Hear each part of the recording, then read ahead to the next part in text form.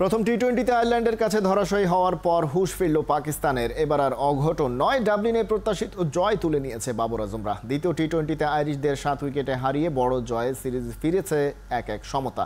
এর আগে ব্যাট করতে নেমে আয়ারল্যান্ড করে 7 উইকেটে 193 রান, 34 বলে সর্বোচ্চ 51 রান করেন লোরকান টাকার। হ্যারি টেক্টর 28 বলে 32 আর শেষ দিকে গ্যারেথ ডেলানি খেলেন 10 বলে 28 রানের ক্যামিও। পাকিস্তানের হয়ে শাহিন আফ্রিদি 49 রানে নিয়েছেন 3 উইকেট।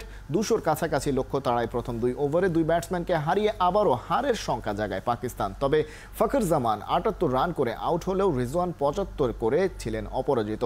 তৃতীয় উইকেট জুটিতে রিজওয়ান ও ফখর মিলে যোগ করেন 78 বলে 140 রানের ম্যাচ জয়ী জুটি।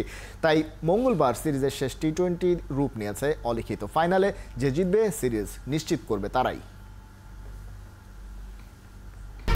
1-2-3 ঢাকায় জমি জিতে নিন 100% ক্যাশব্যাক সহ 20 কোটি টাকার পুরস্কার।